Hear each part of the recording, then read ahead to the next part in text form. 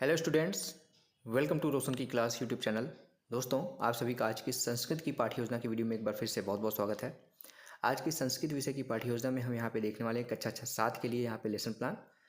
तो अगर वीडियो अच्छी लगे, आप लोगों को इस वीडियो के माध्यम से लाभ मिलता है तो प्लीज़ वीडियो को लाइक कर दीजिएगा और ऐसी वीडियो डेली बेसिस पे देखने के लिए रोशन की क्लास यूट्यूब चैनल को सब्सक्राइब कर लीजिएगा। नीचे वीडियो के नीचे सब्सक्राइब लिखा हुआ बटन आ रहा होगा, उस पर क्लिक करके सब्सक्राइब करेंगे तो एक बेल आइकन आएगा, उसको दबा के नोटिफिकेशन ऑन कर लीजिएगा। तो चलिए देर नहीं करते, स्टार्ट करते हैं आज की वीडियो।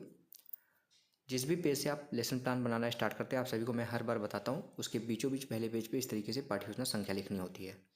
नेक्स्ट आपको विद्यालय का नाम लिखना है, जिस विद्यालय में आप पाठ्य योजना पढ़ाने के लिए भेजे जाते हैं, जहाँ पे आप ट्रेनिंग करते हैं। नेक्स्ट आपको अपना नाम लिखना है, लड़के हैं तो छात्राध्यापक का नाम, लड़की हैं तो छात्राध्यापिका का नाम। ठीक, उसके बाद इस तरीके से बॉक्स बना के दिनांक लिखना होता है, जिससे ये पता चलता है आपने किस डेट में कौन सी पाठ्य योजना पढ़ाई। कक्षा 7वीं है, वर्ग अ है, विषय संस्कृत का है। कालांश अपने अनुसार भरिएगा, जो भी कालांश आप जिस पीरियड में जाएंगे उसकी नंबरिंग आपको करनी होती है, तो उसको अपने अनुसार भर दीजिएगा। यहाँ पे कालांश को ही चक्र कहते हैं, काफ़ी कॉलेजेस में चक्र और कालांश सेम होता है, तो आपके कॉलेज में चक्र लिखवाते हैं या फिर कालांश लिखवाते हैं, दोनों चीज़ें सेम होती हैं। अवधि 40 मिनट का है और जो हमारा आज का प्रकरण है वो है प्रयत्न की न लभते। अब लेसन प्लान का पहला हेडिंग आता है जिसको कहते हैं हम सामान्य उद्देश्य। सामान्य उद्देश्य हेडिंग के अंतर्गत आपका जो विषय होता है उसके बारे में, उसको पढ़ाने के बाद बच्चों को आप क्या सिखाना चाहते हैं, उनको क्या बताना चाहते हैं, क्या उनके अंदर किस प्रकार की नॉलेज डेवलप करना चाहते हैं, उसके बारे में सामान्य उद्देश्य में कम से कम 4 से 5 पॉइंट और मैक्सिमम 8 से 10 पॉइंट लिख सकते हैं। तो यहाँ पे पूर्ववत लेकिन लिखा गया है। इसका मतलब ये है कि आप संस्कृत की पहले पाठ्य योजना बना चुके हैं 1-2, उसके बाद पहली पाठ्य योजना में अगर आपने सामान्य उद्देश्य लिख दिया है तो दूसरी पाठ्य योजना में सामान्य उद्देश्य लिखने की जरूरत नहीं पड़ती, जब तक अगर आपके कॉलेज वाले लिखने के लिए नहीं कहते हैं। अगर लिखने के लिए कहते हैं तो लिखना पड़ेगा। उसके लिए आप नीचे डिस्क्रिप्शन बॉक्स में मैं लिंक दे दूंगा संस्कृत के लेसन प्लान का, वहाँ से सामान्य उद्देश्य देख सकते हैं। नहीं लिखने के लिए कहते हैं दूसरी पाठ्य योजना में, तो सामान्य उद्देश्य के सामने पूर्ववत लिख दीजिए, यानी कि पहले पाठ्य योजना में संस्कृत की जो आपने सामान्य उद्देश्य यूज किया है वो सारी चीज़ें यहाँ पे अपने आप बिना लिखे इंक्लूड हो जाएंगी अगर आप पूर्ववत लिख देते हैं तो। इसके बाद विशिष्ट उद्देश्य आता है। विशिष्ट उद्देश्य का मतलब होता है आपका जो टॉपिक होता है उसको पढ़ाने के बाद बच्चों को आप क्या सिखाना चाहते हैं उसके बारे में विशिष्ट उद्देश्य में कम से कम 2 से 3 पॉइंट, मैक्सिमम 5 से 6 पॉइंट लिखना होता है। तो देखिए यहाँ पे पहला पॉइंट लिखा गया ज्ञानात्मक। इसमें लिखा गया छात्रों को इस पाठ के माध्यम से भाषा तत्वों का ज्ञान हो सकेगा। दूसरा हेडिंग है बोधात्मक। इसमें लिखा गया छात्र अपने जीवन में प्रयत्न कर सकेंगे। इसका दूसरा पॉइंट है छात्रों में कोशिश करने की क्षमता विकसित हो सकेगी। तीसरा हेडिंग है यहाँ पे प्रयोगात्मक। इसमें लिखा गया छात्र प्रयत्न को अपने जीवन में प्रयोग कर सकेंगे। नेक्स्ट हेडिंग आता है आपका लेसन प्लान का सहायक सामग्री। सहायक सामग्री के अंतर्गत जिन भी सामग्रियों की आप सहायता शिक्षण कार्य के दौरान लेंगे उन सभी सामग्रियों को यहाँ पे आप लिख सकते हैं। तो देखिए यहाँ लिखा गया पाठ्यपुस्तक, चौक, डस्टर, लपेट, श्यामपट्ट, संकेतक इत्यादि। अगली हेडिंग है पूर्व ज्ञान। पूर्व ज्ञान में लिखा गया है छात्र प्रयत्न की न लभते नामक पाठ से पूर्व से परिचित हैं, यानी कि इस पाठ से रिलेटेड उनको थोड़ी बहुत जानकारी है। अब लेसन प्लान का सबसे इंपॉर्टेंट हेडिंग आता है जिसको कहते हैं पाठ प्रस्तावना प्रश्न। ठीक है, यहाँ पे प्रश्न लिख दीजिएगा, पाठ प्रस्तावना प्रश्न। पाठ प्रस्तावना पाठ नहीं, पाठ प्रस्तावना प्रश्न। इसको 3 कॉलम में डिवाइड किया गया है। क्रम संख्या, छात्राध्यापिका कथन या फिर छात्राध्यापक कथन, छात्र छात्रा कथन। इसमें बच्चों से आप प्रश्न पूछेंगे, बच्चे उसका उत्तर देंगे। बच्चे के उत्तर से दूसरा प्रश्न बनाएंगे आप, उससे जो आंसर मिलेगा उससे तीसरा प्रश्न बनाएंगे। इस तरीके से कम 3 प्रश्न पूछ के अपना प्रकरण निकलवा सकते हैं। ज़्यादा से ज़्यादा 5 से 6 प्रश्न पूछा जा सकता है अपना प्रकरण निकलवाने के लिए। ठीक है, तो यहाँ पे देखिए पहला प्रश्न है गज अभिविक्षिप्त क्षुद्र जीव क अस्त। बच्चे बोलते हैं पिपीलिका। दूसरा प्रश्न है पिपीलिका स्वलच्छा प्राप्त्युं किम करोति। बच्चे बोलेंगे यत्नम। तीसरा प्रश्न है प्रयत्नस्य शब्दी अर्थ की अस्ति। बच्चे बोलेंगे कोशिश। अब यहाँ पे ध्यान से देखिएगा, यहाँ पे कोशिश से आपको प्रश्न बनाना है। यहाँ प्रयत्न की जगह पे कोशिश लिख दीजिएगा। कोशिश किम प्राप्तोनि। बच्चे नहीं बता पाएंगे, समस्यात्मक प्रश्न हो जाएगा। जैसे समस्यात्मक प्रश्नों का आपको अपना उद्देश्य कथन बोलना है। जैसे यहाँ पे आपको उद्देश्य कथन का मतलब ये होता है कि आपको बच्चों को टॉपिक बताना है कि बच्चों को कौन सा टॉपिक पढ़ाने वाले हैं। तो यहाँ पे देखिए उद्देश्य कथन में बोला गया है छात्रों आज हम सब प्रयत्न की न लभते नामक पाठ का अध्ययन करेंगे। अब इस चैप्टर को पढ़ाना स्टार्ट कर सकते हैं क्योंकि बच्चों को पता चल गया है कि आप उनको इस टॉपिक को पढ़ाने वाले हैं।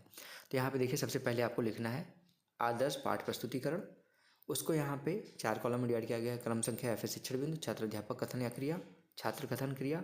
छात्र क्रिया होगा, कथन नहीं होगा। छात्र कोई कथन नहीं कहेगा, यहाँ पे क्रिया ही करेगा आपके पूछे गए प्रश्नों के बारे में। और यहाँ पे श्यामपट्ट कार्य। आदर्श वाचन है, छात्र अध्यापिका द्वारा उचित लय गति के साथ आदर्श वाचन किया जाएगा। इस चैप्टर को पढ़ा जाएगा अच्छे तरीके से।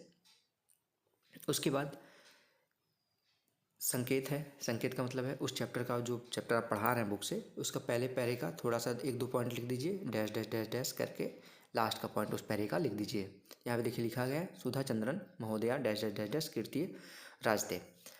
छात्र वाले कॉलम में लिखा गया, छात्र कथन को ध्यानपूर्वक सुनते हैं। संदर्भ प्रसंग है यहाँ पे प्रस्तुत गद्यावतरण हमारी पाठ्यपुस्तक संस्कृत पीयूषम के प्रयत्न कीन लभते नामक, यहाँ पे देख लीजिए, यहाँ पे ये सारी चीज़ें देख के लिख लीजिएगा, शब्दार्थ लिखा गया है। कीन लभते नामक पाठ से लिया गया है। इस गद्य के माध्यम से यह कहा है कि जीवन में हमेशा प्रयत्नशील रहना चाहिए, हमें कभी हिम्मत नहीं हारनी चाहिए। अनुवाद है उस चैप्टर को जो आपने पढ़ाया है अभी लय गति से, उसका अनुवाद भी करना जरूरी है। तो सुधा चंद्रन है, सुधा चंद्रन महोदय एक प्रसिद्ध नृत्य कला में निपुण अभिनेत्री हैं। इनका जन्म तमिल भाषी परिवार में हुआ। बचपन से ही इन्होंने नृत्य का अभ्यास प्रारंभ कर दिया। दुर्भाग्यवश एक दुर्घटना में उनका दायां पैर भंग हो गया। प्राण रक्षा के लिए चिकित्सकों के द्वारा उनका दायां पैर शरीर से पृथक कर दिया गया। धीरे धीरे वे स्वस्थ हुई। आत्मबल की सहायता से, कृत्रिम पैर की सहायता से उन्होंने फिर से नृत्य किया।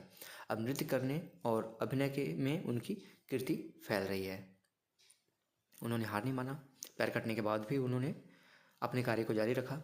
छात्र वाले कॉलम में लिखा गया, छात्र कथन को ध्यानपूर्वक सुनते हैं। पाद मतलब यहाँ पे शब्दार्थ लिखा गया, पाद मतलब पैर, पृथक मतलब अलग, सने मतलब धीरे, कीमत मतलब कुछ भी, क्रीड़ा मतलब खेल।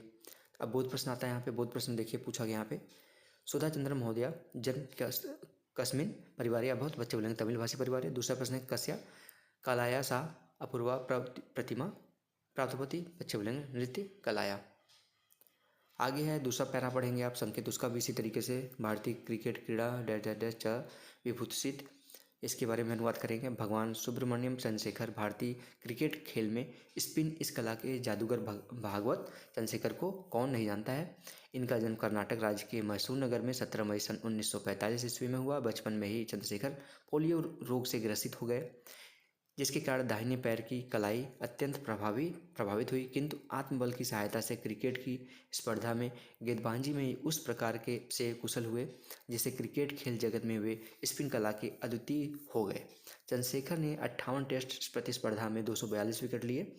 वे भारत सरकार के द्वारा पद्मश्री सम्मान और अर्जुन पुरस्कार से सम्मानित हो चुके हैं। छात्र कॉलम में सेम चीज लिखी गई, छात्र कथन को ध्यानपूर्वक सुनते हैं। और यहाँ पे श्यामपट वाले कॉलम में सारे शब्द अर्थ जो कठिन है उसको लिख दीजिए। हस्त मतलब हाथ, जनात मतलब जानते हैं। इस तरीके से आप देख के लिख सकते हैं सारी चीज़ें। फिर से बोध प्रश्न आता है। बोध प्रश्न देखिए लिखा गया, पूछा गया प्रश्न, चंद्रशेखर जन्म कस्मिन् वर्षे अभवत्, बच्चे बोलेंगे मैसूर नगरे 17 मई 1945। चंद्रशेखर टेस्ट स्पर्धानु कति विकेट गृहीतवान, बच्चे बोलेंगे द्वित्वारिश्चन द्वित्वम। ठीक है, इसको देख के लिख लीजिएगा यहाँ पे। अब आता है निरीक्षण कार्य। निरीक्षण कार्य में देखिए यहाँ पे लिखा गया है, छात्राध्यापिका या फिर छात्राध्यापक कक्षा में घूम घूम कर निरीक्षण कार्य करेगी या फिर करेगा। छात्रों के व्यक्तिगत तथा सामूहिक समस्याओं का समाधान करा जाएगा वहाँ पे। नेक्स्ट हेडिंग है यहाँ पे पुनरावृत्ति प्रश्न। पुनरावृत्ति प्रश्न का मतलब ये होता है कि आपने जो पढ़ाया है अब उससे रिलेटेड यहाँ पे बच्चों से प्रश्न पूछेंगे, और बच्चे आपके पढ़ाई गई चीज़ों का आंसर दे लेंगे अगर आसानी से, तो जान लीजिए कि आपके पढ़ाने का तरीका अच्छा था, आपने अच्छे तरीके से एक्सप्लेन किया सारी चीज़ों को। अगर ज़्यादातर बच्चे आपके पढ़ाई की चीज़ों पूछे गए प्रश्नों का आंसर नहीं दे पा रहे हैं, तो जाहिर सी बात है कहीं ना कहीं कुछ कमियां हैं आपके पढ़ाने में, जिसको आपको नेक्स्ट क्लास में सुधारने की ज़रूरत है। तो यहाँ पे देखिए पहला प्रश्न है, सुधा चंद्रन महोदय का अस्ति। दूसरा प्रश्न है, भागवत सुब्रमण्यम चंद्रशेखर केन अलंकरणीय पुरस्कारेण च विभूषित। लास्ट हेडिंग आप सभी को पता है, गृह कार्य होता है लेसन प्लान का, और एग्जामिनर जब आप वहाँ पे पढ़ा लेते हैं श्यामपट पे, तो गृह कार्य देते हैं कि नहीं देते, आप श्यामपट से तुरंत चले तो नहीं जाते, ये ध्यान देता है। क्योंकि काफ़ी बच्चे नर्वस होते हैं पढ़ाते समय, क्योंकि पहली बार ट्रेनिंग कर रहे हैं आप लोग, पढ़ाने गए हैं श्यामपट पे, तो नर्वस होने की ज़रूरत नहीं है, आराम से पढ़ाइए, प्रैक्टिस करके जाइए घर पर 1-2 बार, और गृह कार्य जरूर दीजिए, क्योंकि जब पढ़ा लेंगे तो गृह कार्य देना जरूरी होता है, जिससे बच्चे घर पे जाके आपके द्वारा पढ़ाई गई चीज़ों को रिवाइज करें। और ये लेसन प्लान का सबसे लास्ट हेडिंग भी होता है, तो वहाँ पे सारी चीज़ें ध्यान रखनी होती हैं। तो यहाँ पे देखिए गृह कार्य में दिया गया, सभी छात्र इस पाठ का अनुवाद लिख कर लाएंगे। लास्ट में यहाँ पे देखेंगे सुझाव है। सुझाव यहाँ पे देगा पर्यवेक्षक, यहाँ पे जो आपके द्वारा पढ़ाया गया चीज़ है उसमें कुछ अच्छाइयाँ होंगी तो उसको भी लिखेगा, कुछ कमियाँ होंगी तो उसको भी सुधार करने के लिए यहाँ पे लिख देगा। लास्ट में यहाँ पे हस्ताक्षर पर्यवेक्षक है, यानी कि पर्यवेक्षक अपना यहाँ पे हस्ताक्षर कर देगा। तो ये था दोस्तों पूरा का पूरा लेसन प्लान। आशा करता हूँ आप लोगों को अच्छा लगा होगा आज का लेसन प्लान। अगर अच्छा लगा हो तो प्लीज़ वीडियो को लाइक करना मत भूलिएगा। और अगर इस वीडियो की पीडीएफ चाहिए आप लोगों को तो रोशन की क्लास टेलीग्राम चैनल से जाकर बिल्कुल फ्री में इस पीडीएफ को डाउनलोड कर सकते हैं। वहाँ पे मैं वीडियो के साथ लिंक यहाँ पे पीडीएफ का डाल देता हूँ टेलीग्राम चैनल पे, रोशन की क्लास टेलीग्राम चैनल पे।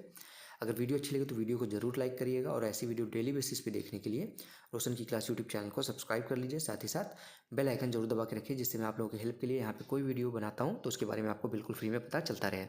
तो स्टूडेंट्स मिलते हैं नेक्स्ट वीडियो में, तब तक के लिए आप सभी का बहुत बहुत धन्यवाद। जय हिंद, वंदे मातरम।